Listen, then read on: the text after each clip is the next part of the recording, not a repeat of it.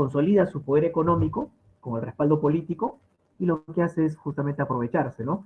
Y explotar a la población, pues, obrera en este caso. Otra base por acá, el maquinismo, el surgimiento, ¿no? Las primeras máquinas que incrementan la producción, máquinas que van a acelerar el proceso productivo y van a generar, lógicamente, mayores ganancias, pero en su lado negativo es que estas máquinas reemplazan la mano de obra, ¿no? Reemplazan puestos laborales, lo cual va a motivar también en un momento una ola de desempleos, ¿ya? O que se aminoren los costos, los pagos, también los salarios, los sueldos, eran perjudicados o afectados, eran disminuidos, ¿ya? Esto entonces motivó toda esta revolución industrial.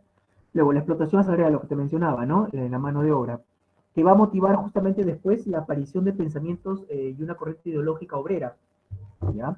Como en este caso, la aparición, por ejemplo, de la primera forma de anarquismo, ¿no? En los obreros europeos, y que luego pasaría a Norteamérica y, bueno, todo el mundo, ¿no? Muy bien. Justamente comienzan las primeras luchas obreras, en este caso contra el maquinismo, ¿no? Buscaron destruir las máquinas inicialmente los obreros en Inglaterra, por supuesto que esto afectaba su trabajo, su empleo. Muy bien, en las etapas, la primera etapa, acá vamos a hablar de la primera revolución industrial, ya, la cual tiene como epicentro a Gran Bretaña, ¿no? Inglaterra. Y en la segunda fase ya hablamos de ya una parte más del mundo, ¿no? En Europa, después de Inglaterra, estaba Alemania, Francia, mientras que en Asia, Japón comienza también su industrialización, y en América, los Estados Unidos, ¿no? Ok, ahí tiene la imagen, ¿no? De la máquina a vapor y la producción a través de máquinas, ¿no? La aparición también de los primeros ferrocarriles, ¿no? Esto lo vamos a ver por acá. En la característica de esta revolución industrial está el tránsito de una economía agraria y artesanal hacia la economía industrial y mecanizada. Pasar, ¿no? Abandonar esa producción, pues, estrictamente agraria, ¿ya?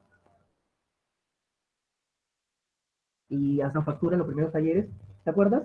Cuando ya se desarrolló hace unas semanas, se hablaron los gremios, maestros, ¿correcto? Ya, entonces en estos primeros talleres ya la situación va cambiando, ¿no? Apareciendo las máquinas y modernizando así la producción. Así entonces una economía ya más industrial y mecanizada. Una segunda característica, la migración del campo a la ciudad. Y esto crea una etapa de urbanismo, ¿no? La urbanización de las grandes ciudades. Ok, claro, en el campo, ¿qué pasaba, no? Recuerda que el campo queda, pues, eh, afectado, ¿no? Este plano rural queda afectado a tratamientos que ya se habían dejado años anteriores, ¿no? Entonces, el trabajo, además, agrario no era tan rentable, ¿no? Entonces, además, las condiciones de vida en las zonas rurales no eran las mismas que en las ciudades. ¿Está bien? Sí, sí, me dejo entender, ¿no? Bueno, como hasta el día de hoy, por ejemplo, en países como el nuestro, todavía se conserva así, ¿no? El ámbito rural no tiene las comodidades del ámbito urbano, ¿no? Me refiero a condiciones de salubridad favorables, como a abastecimiento constante de agua, energía eléctrica, ¿no?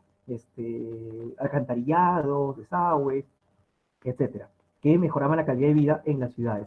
Entonces, poco a poco la población del campo llega a la ciudad. Además, impulsada porque el desarrollo industrial inicialmente pues generaba y captaba mayores posibilidades de empleo. Y la gente por eso abandona el campo y va a la ciudad. Es por eso que las ciudades comienzan a superpoblarse rápidamente, comienza la explosión demográfica. Además, para la economía capitalista esto era favorable, puesto que si había más gente, uno, que los sueldos podían disminuir, ¿correcto? Por la ley de la oferta y la demanda. Segundo, es que había mayor capacidad de consumo, o sea, había más compradores. No sé si me estás entendiendo, ¿no? Producto entonces de la llegada de la población rural a la población urbana, y esto genera la explosión demográfica, entonces generaba más necesidades por parte de la población de productos. ¿Ya? Entonces, creo que ya la idea la vas entendiendo. Entonces, este proceso generó un vital cambio, ¿no? Y giro en la superproducción en las ciudades, por ejemplo. Además, otra característica, el uso de fuentes de energía. Inicialmente, recuerda, se usa el carbón y el vapor, como lo observamos en la imagen, ¿ya? Las máquinas de vapor, como las de 1769, van a ser por acá las primeras máquinas, pero luego en la segunda etapa cambiamos, ¿no? Al uso de qué tipo de combustible, recuerden.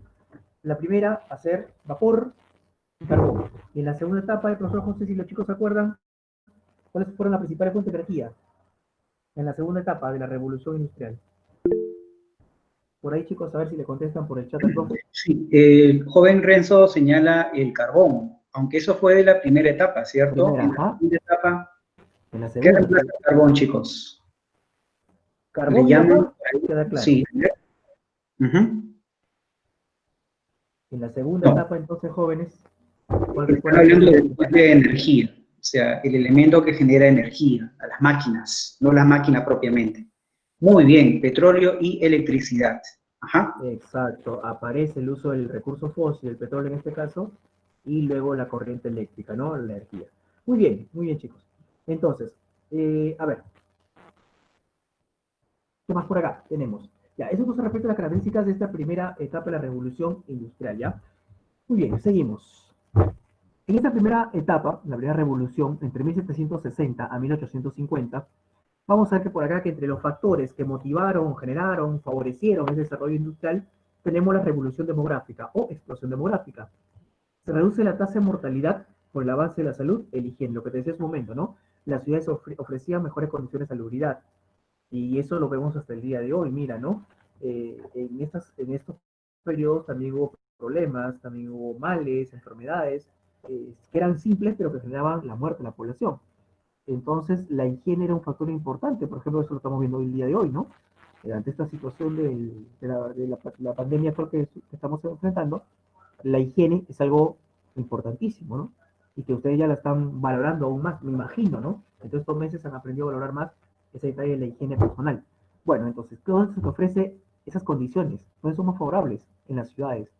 En las zonas rurales no es tan desarrollada, ¿no? Bueno, entonces esto pasa en estas ciudades. La tasa de mortalidad se incrementa, ¿no?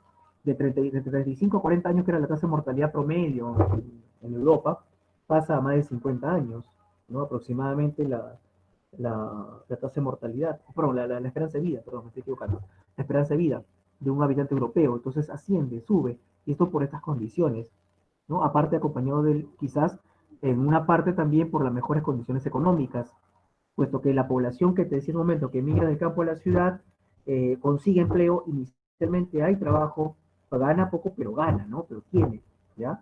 Y entonces le permite poder tener unas mejores condiciones de salud. Bueno, luego la revolución agrícola. Recuerda que esta primera revolución industrial, por si acaso, la principal industria que se desarrolla en Inglaterra, la tienes por acá, es la industria textil, es la más importante, ¿está bien? Es la famosa industria textil. Entonces, para poder desarrollar esta industria textil, la materia prima más importante, ¿cuál es, campeón? La materia prima que se necesita, ¿cuál es? Lógicamente, algodón, muchachos, ¿correcto? Entonces, por acá, algo importante en la revolución agrícola, entonces, va a ser va a ser entonces por acá la privatización y el cercado de tierras comunales. Ojo, en Inglaterra el Estado lo que hace es, el Parlamento lo que hace es privatizar las tierras, ¿ya? Otorgárselas a grandes empresas para que tuviera una mejor administración y control y se incrementara así la producción.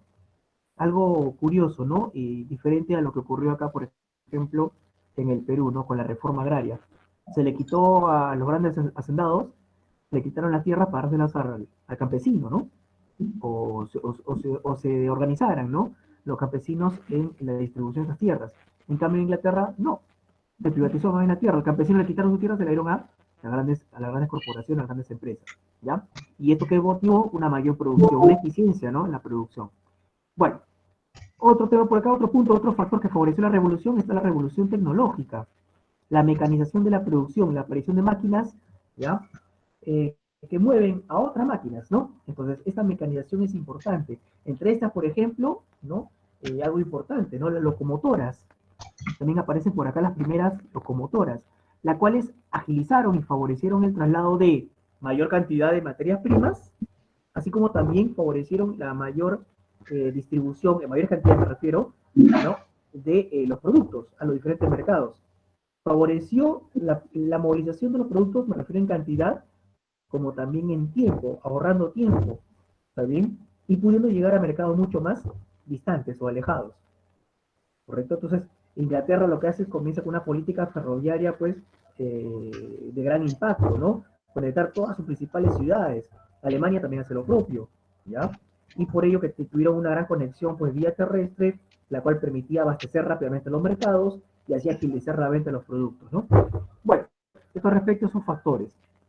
Ahora, ¿qué más por acá? La fuente de energía, recuerda, en la primera etapa, la principal fuente de energía eran, ¿qué quedamos?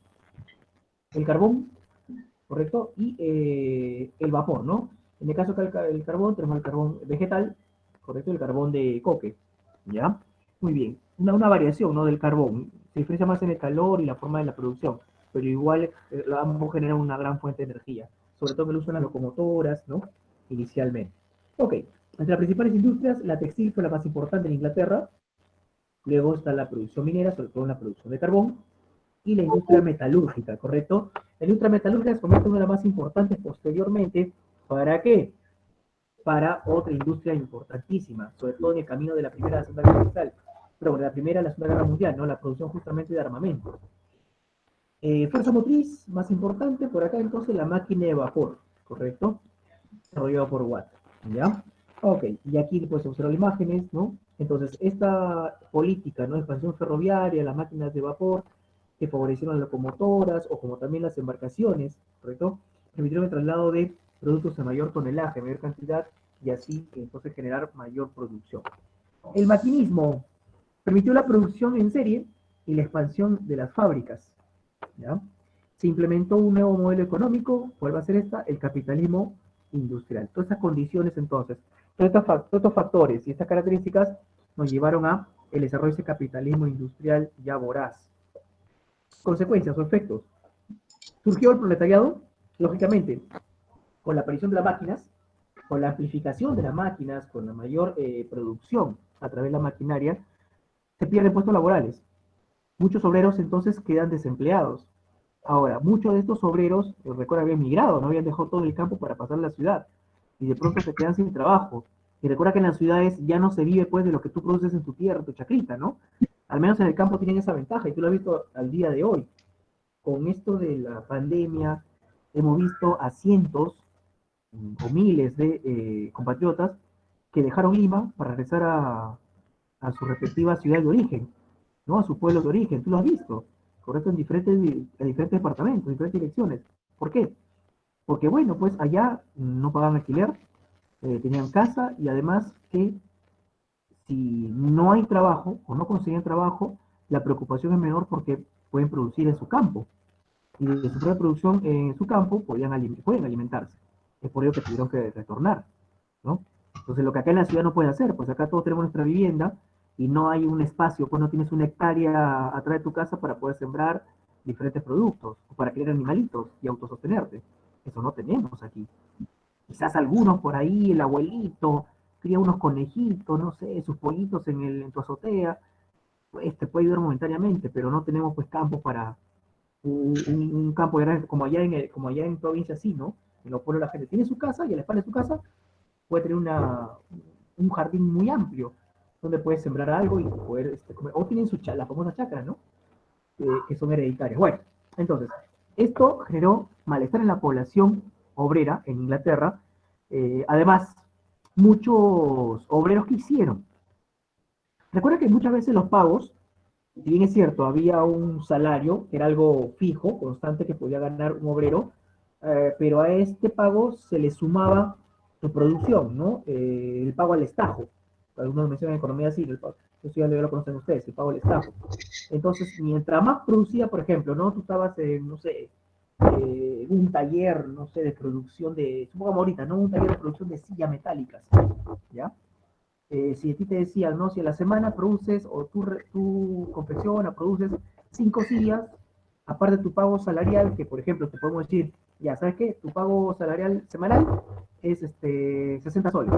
Pero si tú haces 5 sillas, entonces incrementa 90. Ya, como no, como que si alcanzas esa cuota, tu pago semanal aumenta, ¿no? Supongamos, te pueden decir eso. Y si haces más de 5, haces 8, 10 sillas, se incrementa ya no a 90, ¿no? Lo subimos a 120 o 150 a la semana. Y lógicamente, pues lo quiere ganar más. Para ganar más, entonces, incrementar su cuota de producción, lo que hace es traer muchas veces a su pareja, ¿no? Puede traer a la esposa, o puede traer a los hijos o al hijo mayor. Lo lleva entonces al centro de producción, lo lleva a la empresa. Lo hace trabajar para, en teoría, ¿no? a su imagen, ¿no? A sus ojos es aparentemente producir más, ya con la ayuda de su esposa y con la ayuda del hijo, qué sé yo, ya no producía 5 sillitas, que era la cuota mínima para alcanzar un sueldito mejor, sino que ya hace 8 o 10 sillas. Ya, perfecto, pero a estas personas que él está llevando, a su pareja o a su hijo, no le van a pagar su salario básico, ¿no? Entonces, aparentemente él iba con, y los llevaba con intención de ganar y no ganaba. O sea, ganaba él, pero no le estaban pagando el salario básico a su familiar que llevaba. Esto entonces, recuerda, fue bautizado, ¿no? Con el término de plusvalía. ¿Está bien? Ese trabajo no remunerado, ¿no? Muy bien, entonces surge esto durante este periodo. Y cuando se quedan sin empleo, pues esto genera un malestar social, ya un gran caos también en Inglaterra, naciendo así el movimiento obrero, el nudismo, ¿no? El famoso movimiento nudista, ¿no? Que busca destruir, ¿no? Enfrentarse a la gran depresión y destruir sobre todo las máquinas para poder recuperar sus puestos laborales, ¿no? Sin saber que la máquina muy bien la puedes dañar, pero se va a arreglar, ¿no? Y estas máquinas además tienen la facilidad de producir durante varias horas seguidas, continuas. Mientras que el hombre tenía que descansar, la máquina no descansa. Entonces esto favorecía la intencionalidad de tener más máquinas que gente en las empresas, ¿no? En las plantas de producción. Entonces así reacciona el movimiento ludita contra esta situación y se hagan enfrentamientos para destruir estas maquinarias, ¿no? Bueno, ok, eso es respecto a estas características de esta primera fase industrial. En la segunda etapa industrial, ¿ya? A ver, ¿qué sucede por acá?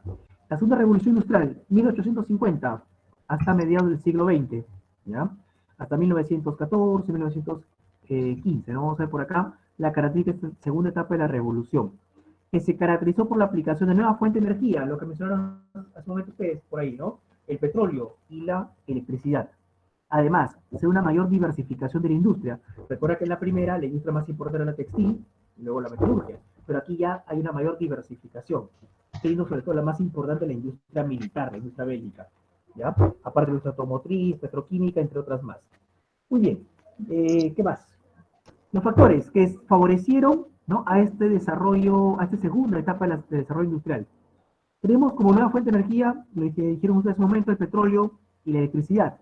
También aparece el uso del gas, que hoy se está convirtiendo también en un producto muy importante. Y el carbón de coque todavía se sigue utilizando, ¿no?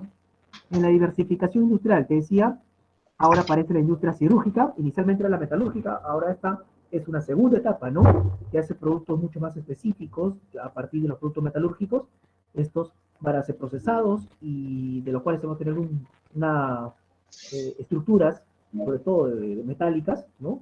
De, de alto uso, de alto tonelaje también, para construcciones más importantes, como puentes, ampliar las vías férreas, ¿no? Construcciones ya de carácter civil, ¿no? El crecimiento de las ciudades, las construcciones civiles, etcétera, son favorecidas por esta industria siderúrgica, ¿ya? Importante en la producción de acero. Y también usado muchas veces para elaboración de ¿qué? De herramientas o de estructuras o de partes metálicas para elaboración, por ejemplo, de vehículos, los autos, también las máquinas bélicas, los tanques, entre otros más, o las avionetas. La industria petroquímica, en la automotriz, algo importante, nacen las primeras casas automotrices, entre ellas la famosa Ford, ¿correcto? En Estados Unidos, ¿ya? Una de las más importantes, el emblema, ¿no? Los principales emblemas automotrices en Norteamérica es la famosa Ford, ¿correcto? También aparece la Benz en Alemania, la famosa Mercedes-Benz, ¿correcto? Aparece también que hay una alta producción en Europa, entre las más importantes, ¿no? También aparece la GMC o General Motors, entre otras más. Ok, en la petroquímica, esta usa los derivados, bueno, genera la producción de derivados de petróleo, ¿no? Como combustibles para masificar su uso del combustible en estos primeros vehículos. La electricidad, importante, ¿no? La pasión de la corriente alterna, ya para sobre todo alcanzar una mayor producción, puesto que las máquinas, al pasar de ser máquinas de vapor, que de todas maneras generaban un mayor costo, además las máquinas tenían que tener una constante revisión, ¿no? Con la energía eléctrica, las máquinas eléctricas producen, o perdón, pueden funcionar mayor cantidad de horas, prácticamente las 24 horas del día, hay menos riesgo de que se malogren, ¿no? o que se paralice, ¿no?, la producción a través de la corriente eléctrica, entonces favoreció aún más, ¿no?, la producción en mayor cantidad. Bueno, los nuevos inventos también, el motor de combustión interna, justamente que favoreció el desarrollo de la industria automotriz, ¿no?, los motores diésel, ¿ya? La bombilla eléctrica, como tienes en la imagen también, por el famoso Thomas Alva Edison, desarrolla, ¿no?, el uso de estos foquitos, que, voy a repetir, la energía eléctrica favoreció para la producción de las máquinas, una fuente de energía muy importante para que la maquinaria funcionara las 24 horas. Pero también, otro detalle, permitió la iluminación de las ciudades. Por eso comienza la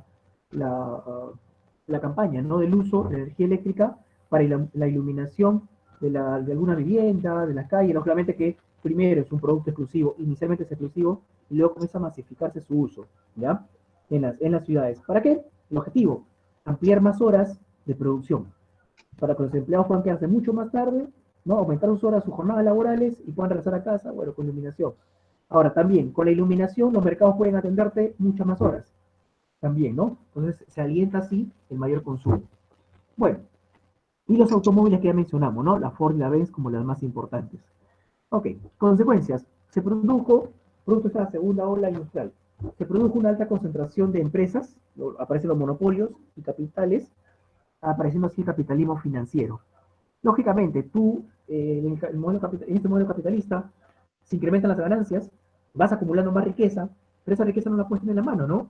El gran, lógicamente, capitalista no tiene ese dinero en la mano. Lo que hace es reinvertir e invertir y llevarlas a otros mercados, ¿correcto? Y luego el respaldo bancario, ¿no? Al ponerse los bancos de una ciudad a otra ciudad, el dinero puede expandirse entonces en toda Europa, ¿no? Y así a las colonias también. Hicieron frecuente la crisis de la sobreproducción y la búsqueda de mercados, ¿no? Entonces, que comenzaba a producir más de lo que el mercado comenzaba a comprar. ¿Ya? Esto entonces impulsa más rápido la búsqueda de medios y más amplio mercado.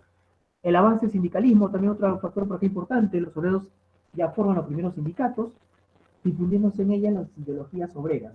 Tendría, como te vuelvo a repetir, el anarquismo, ¿no? Ya que iba en contra de este modelo productivo o capitalista. Muy bien, hasta ahí entonces la característica de esta parte de las revoluciones industriales. Profe. Sí, listo. Vamos entonces a ver la segunda parte de la clase. En este caso nos toca ver esta segunda parte, el imperialismo y la Primera Guerra Mundial. Un ratito voy a... Sí. Ya. Ya está, la parte de subida. Muy bien, jóvenes. Entonces, ustedes acaban de observar, identificar los factores de la segunda revolución industrial, también de la primera, las consecuencias que nos deja la segunda revolución industrial, que, recordemos, se desarrolló en primer lugar en Estados Unidos, ¿no? Si hacemos una analogía, en Inglaterra o Gran Bretaña se dio inicio a la primera revolución industrial, pero fue en Estados Unidos donde empezó la segunda revolución industrial.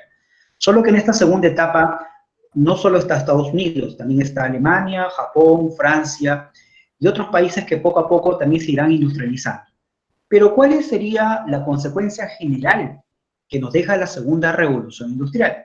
Observa por favor lo que indicaba el profesor, la gran concentración de empresas. ¿No es cierto? Recuerdan que las empresas pueden utilizar mecanismos para unir empresas y destruir a empresas que son competencias. El trust, el holding, los cárteles, ¿no? Que son formas de monopolio, ¿sí o no? Y estos monopolios terminan siendo una enorme concentración de empresas que manejan mucho capital. Imagínense ustedes. Y justamente esos monopolios van a concentrar capital. Ese capital se le va a llamar capital financiero. ¿Cómo así? Un empresario, imagínate el empresario de la familia Ford, ¿no? Henry Ford, necesita ampliar sus negocios. ¿Cómo los amplía? Con capital que viene de los bancos. A esa alianza de banqueros con empresarios industriales, sus capitales unidos se le llama capitalismo financiero. ¿Qué va a pasar? Bueno, en este lapso de la segunda revolución industrial, como había competencia, inicialmente competencia entre varias empresas, ¿qué ocurría? Que cada empresa generaba una determinada cantidad de bienes. O sea, a veces la oferta superaba la demanda. Habían tantos carros, tanta producción, tanta maquinaria, que había más producción que demanda, que gente que comprara. Resultado, la superproducción o la sobreproducción en todo caso, ¿no? Y esto generaba una crisis, porque al haber mucha demanda, o perdón, poca demanda y muchos productos, los precios empiezan a bajar. Y tú sabes que al empresario no le conviene que los precios bajen. Por eso ellos van a buscar una alternativa. ¿Dónde colocar sus productos excedentes? ¿En qué parte, en qué mercados? Van a buscar esas soluciones buscando mercados fuera de sus países originarios. Por eso también hay esa necesidad de buscar mercados. ¿Pero dónde están los mercados?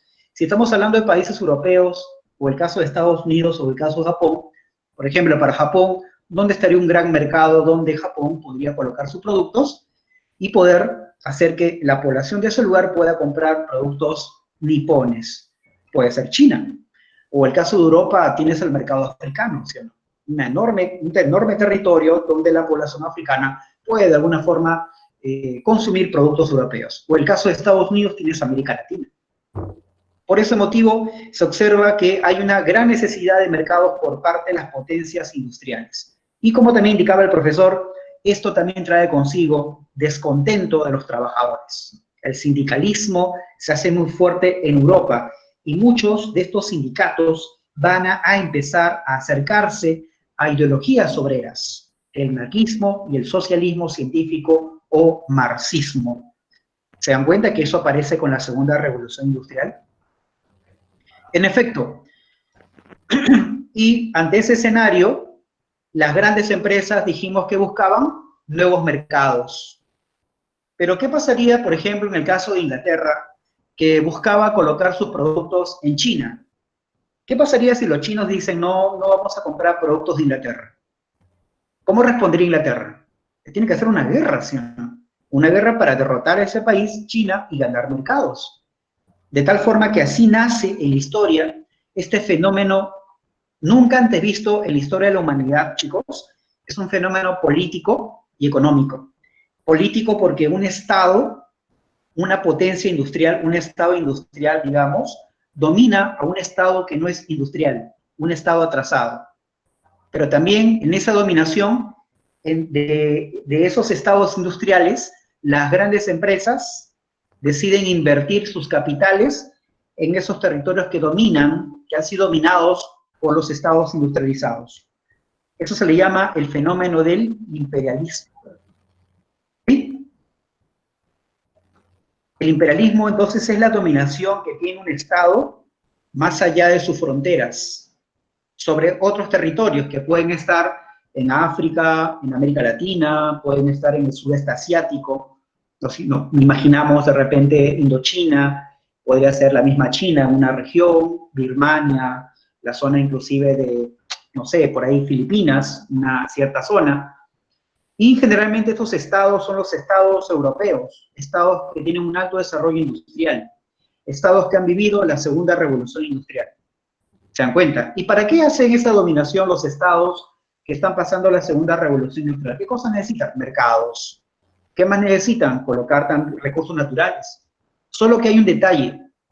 A diferencia de la revolución industrial, donde, por ejemplo, Inglaterra le podía vender productos textiles a China, o sea, los ingleses tenían que sacar desde Londres, desde Liverpool, productos, camisas, pantalones, imagínate, subirlos a los barcos y trasladarlos al mercado chino.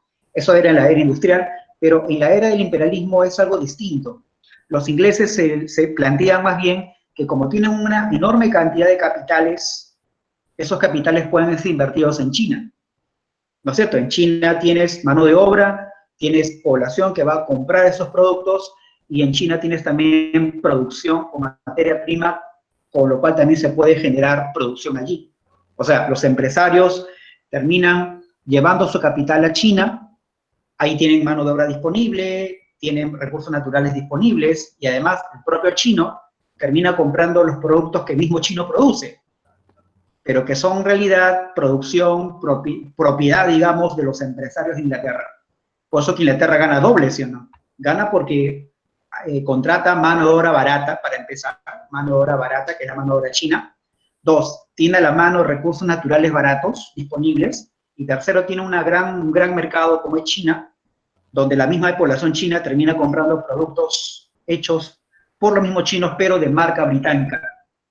Es lo que suele ocurrir, por ejemplo, con algunas empresas, por ejemplo, de celulares, ¿no? Como el caso de, pónganse, ¿no? El caso de, bueno, por ejemplo, la empresa Microsoft, que lleva su tecnología hacia China, llevaba hasta hace poco, era la marca norteamericana, pero utilizaba mano de obra china, los mismos chinos terminaban comprando esa producción y la empresa terminaba derivando capitales al mismo Estados Unidos, ¿no?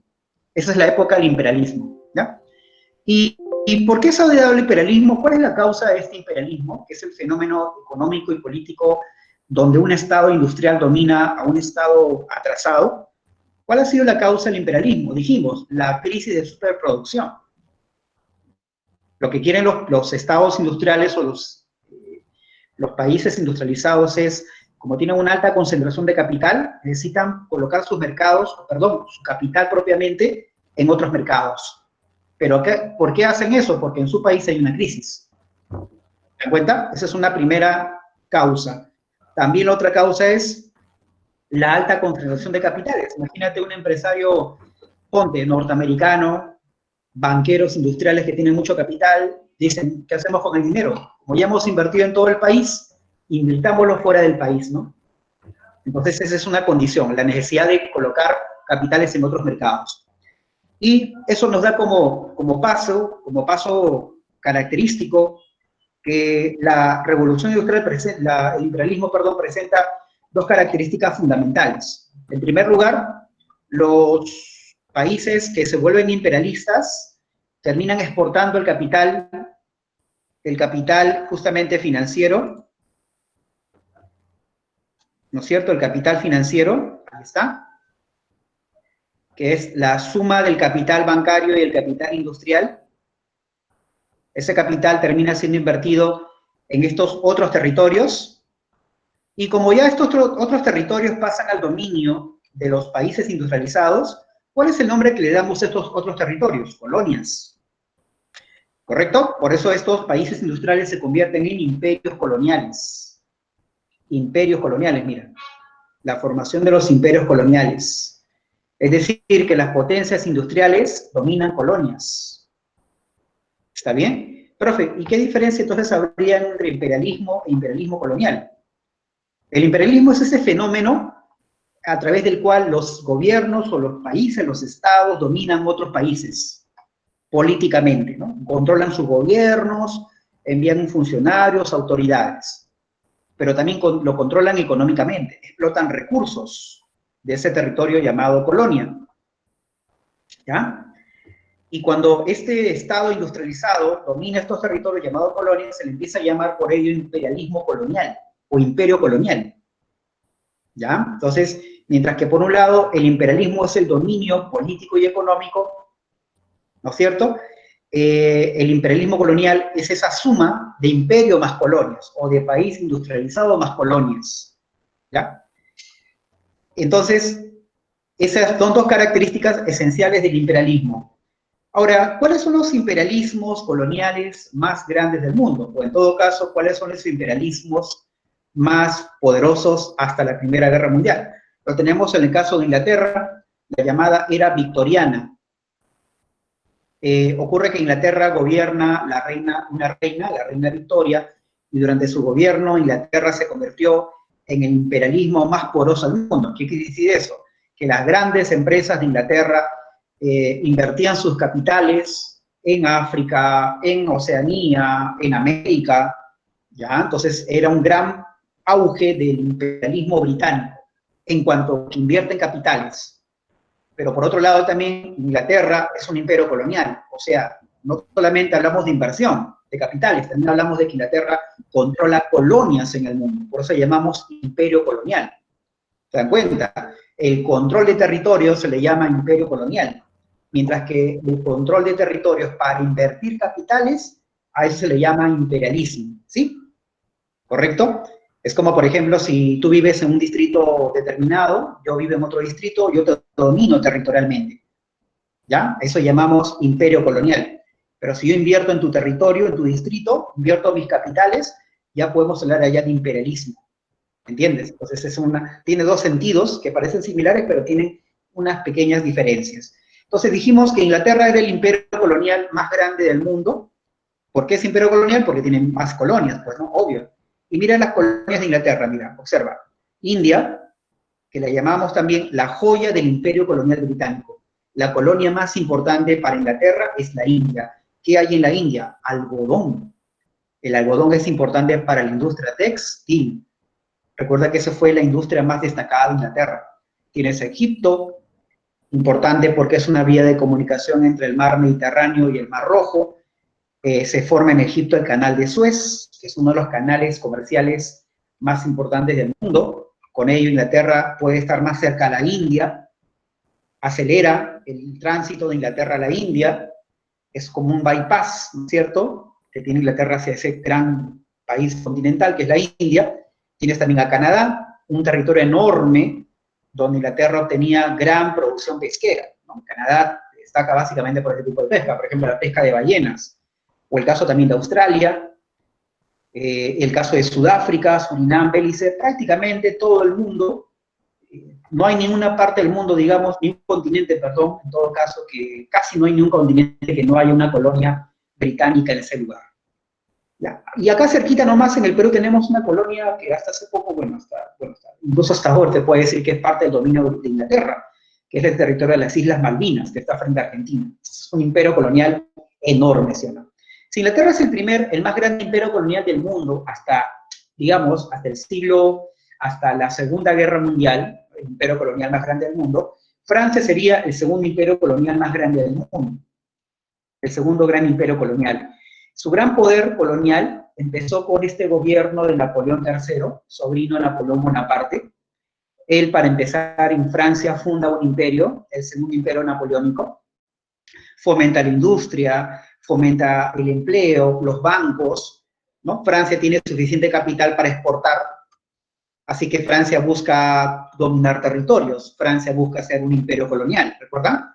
Por eso Francia llega a Indochina, que es un territorio que está en el sudeste asiático. Dentro de Indochina tenemos a Vietnam, un territorio conocido, Argelia en el norte de África, gran zona de petróleo, Guyana en América del Sur, Marruecos, en fin. Pero como Francia tiene capitales, ¿qué hace Francia? Invierte capitales allí. ¿Qué genera Francia? Su imperialismo, ¿sí o no? Pero si tiene colonias, imperialismo colonial. Muy cerquita a Francia estaba el gran imperio colonial alemán. El imperio colonial alemán tiene una raíz, una base. En 1871, Alemania nace como país, como Estado. Y en ese año los alemanes logran tener un Estado porque le han ganado a Francia en una guerra, la guerra franco-prusiana, se llama esa guerra. Alemania le quita a Francia dos provincias, Alsacia y Lorena, que pasan a ser parte del territorio alemán. Con ello Alemania nace, tal como lo conocemos hoy día, pero en esa época el gobierno alemán le pone un nombre a Alemania, el Segundo Reich, el Segundo Reich. Y a partir de ahí Alemania empieza un proceso de industrialización enorme, chicos. Tanto es así que la industria más importante de Alemania, la industria del acero, siderúrgica, superó a la de Inglaterra. Mira, si Inglaterra le costó casi 70 años, Alemania le costó 15, 20 años. Alemania estaba disparada para ser una potencia industrial, pero hay un problema. Alemania no cuenta con colonias. O sea, Alemania es un fuerte imperialismo, pero Alemania no es un gran imperio colonial, le falta colonias. ¿Por qué? Porque mientras Alemania se formaba como país, como Estado, Alemania fue, digamos, el último país en surgir en Europa Central. Ya Inglaterra, ya Francia se habían adelantado, tenían colonias en muchas partes del mundo, como acabas de ver. Entonces Alemania, bajo el mando de este líder llamado Otto von Bismarck, el que tú ves aquí, Otto von Bismarck, el canciller, y el emperador de Alemania, Guillermo I, en Alemania el emperador lo llamamos el Kaiser, deciden convocar a una conferencia llamada la Conferencia de Berlín. Ahí está. En esa conferencia de Berlín Alemania va a ser la anfitriona, Berlín, ¿no es cierto? Invita a Alemania, a Inglaterra, a Francia, a la misma España y Portugal para acordar el reparto de África. Entonces, lo que hace Bismarck, el canciller, es decirle a Inglaterra y Francia, miren, señores, aquí están las colonias para ustedes. Mira todo el color morado, el color moradito, corresponde a quién, a Francia. Mira el color naranja, ¿a quién le corresponde? A Reino Unido. ¿Por qué crees tú que Alemania le daría paso para que tanto Francia como Inglaterra tengan colonias en grandes cantidades, en comparación a Alemania, que a lo mucho tiene 3 o 4 colonias en África? ¿Por qué crees que Alemania estuvo de acuerdo con esto? Porque lo que quiere Alemania en esta repartición de África es que tanto Francia como Inglaterra no se unan, sino se mantengan divididas, para que surja entre ellas una rivalidad. Se dan cuenta que Alemania era como un árbitro, ¿sí o no? Podía generar conflictos o separar conflictos, ¿correcto? Pero por otro lado, cuando Bismarck utiliza este tipo de métodos, que es la diplomacia, porque esta es la diplomacia, el nuevo Kaiser de Alemania, Guillermo I, había fallecido, lo reemplazó el siguiente Kaiser significa emperador, por si acaso, en Alemania, el Kaiser Guillermo II. Lo primero que hace Guillermo II es sacar a Bismarck del poder, le dice: gracias Bismarck, ya estás muy anciano, al asilo, algo así. Y Guillermo II propone otro camino, no el camino de la diplomacia, el camino de la guerra. Por eso es con Guillermo II que Alemania empieza una carrera militar. Alemania innova en la carrera militar, metralladoras, gases químicos, toda una infinidad de avances tecnológicos, producto de la segunda revolución industrial, pero el mundo ya estaba yendo hacia qué camino, chicos, a un conflicto de altos intereses económicos, ¿sí o no? Y ese conflicto se llamaría la Primera Guerra Mundial. No obstante, también recordar que en ese camino los imperios coloniales de Estados Unidos y Japón también iban naciendo. Japón forma su gran imperio colonial a partir de la llamada Era Meiji, que es una época donde Japón, de ser un país retrasado, empieza a industrializarse rápidamente. Las grandes empresas automotrices como los Mitsui y Mitsubishi promovieron el desarrollo industrial, pero Japón tiene una gran limitación. No es un gran archipiélago o territorio insular que tenga muchos recursos naturales. Por eso Japón está mirando hacia China para poder ocupar el territorio e invertir en China. O sea, Japón, ¿qué cosa está buscando? Formar su imperio colonial y su imperialismo, ¿sí?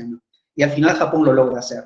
Por el lado de Estados Unidos, los Estados Unidos también tienen como punto de partida una guerra civil. Ellos tienen una guerra interna, llamada la Guerra de Secesión, donde los estados del norte de Estados Unidos, New York, New Jersey, Pensilvania, Massachusetts, le generan una guerra a los estados del sur, Virginia, Carolina, por ejemplo, y donde al final de la guerra los estados del norte le imponen al sur el modelo del capitalismo industrial, con lo cual los estados del sur tienen que dar libertad a los esclavos.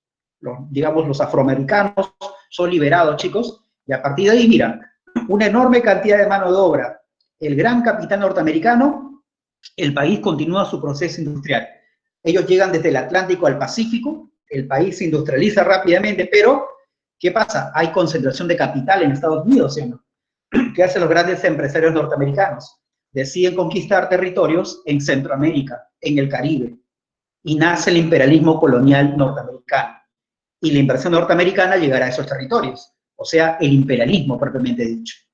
Y así pues, chicos, se va formando estos grandes imperios coloniales que tarde o temprano van a luchar por mercados, van a competir, y esa competencia va a dar como resultado el estallido de la guerra más sangrienta de todos los tiempos hasta esa época, la Primera Guerra Mundial, también conocida como la Gran Guerra.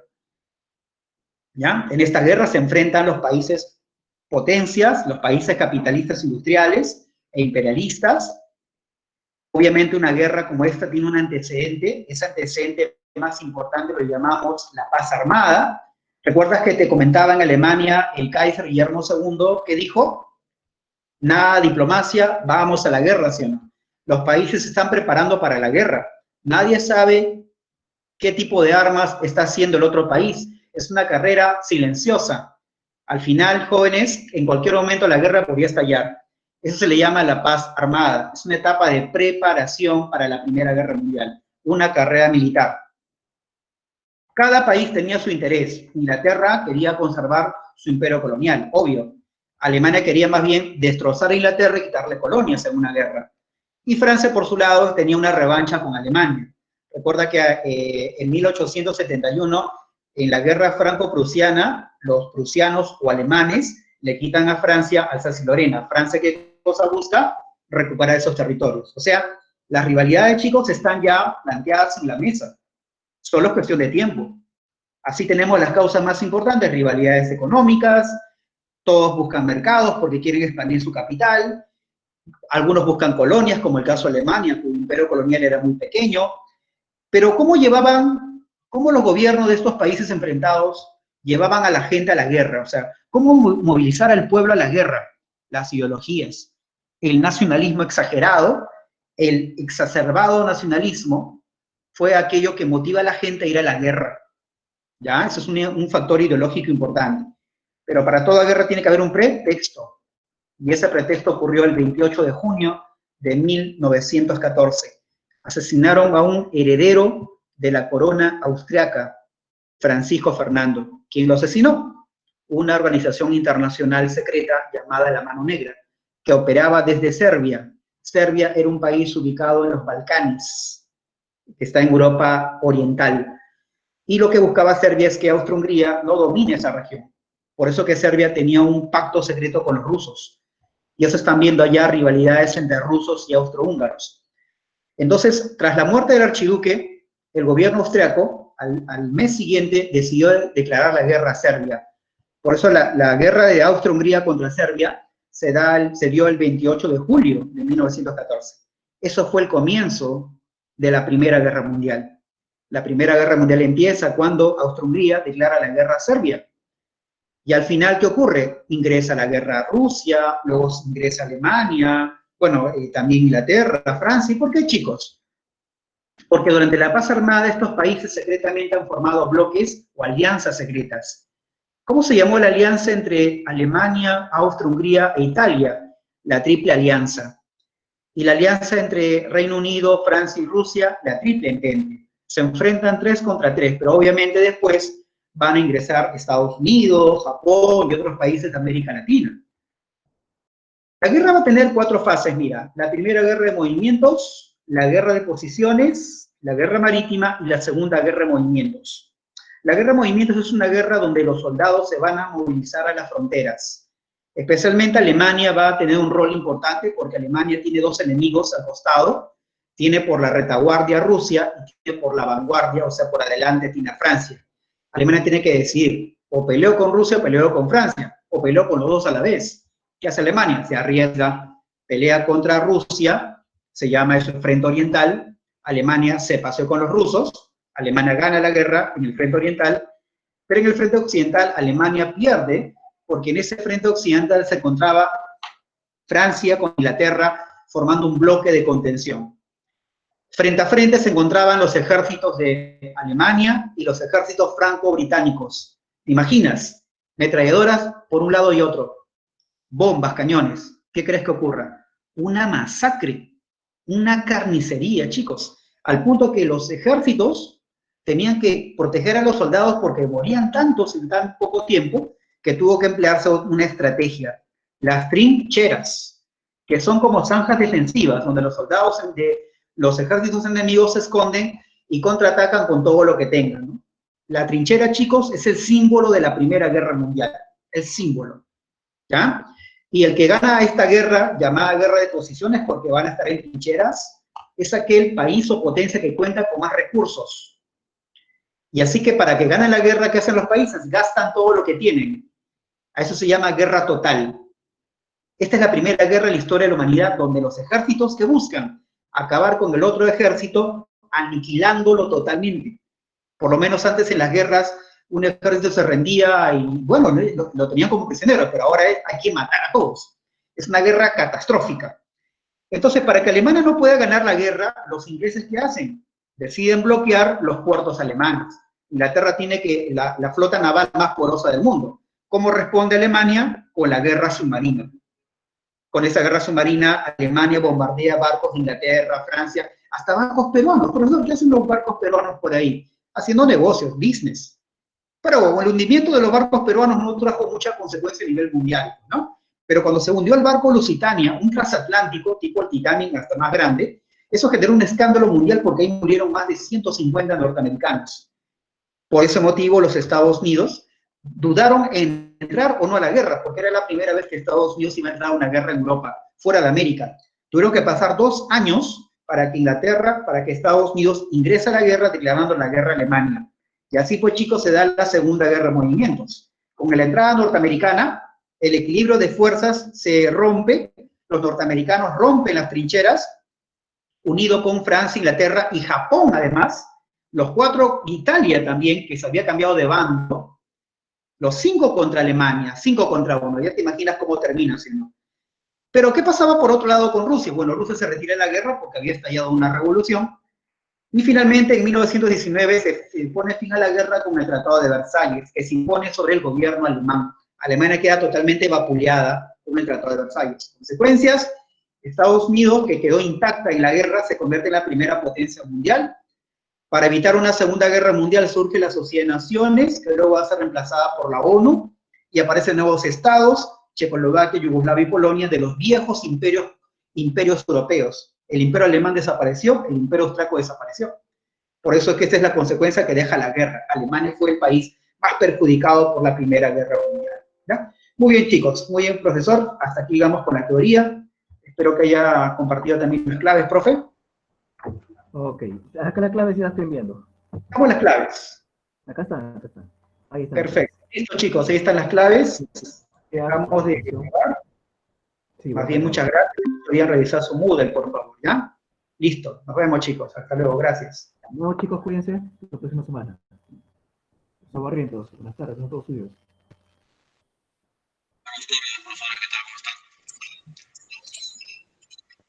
Buenas tardes con todos, chicos. ¿Qué tal? Profesor Barrientos, buenas tardes.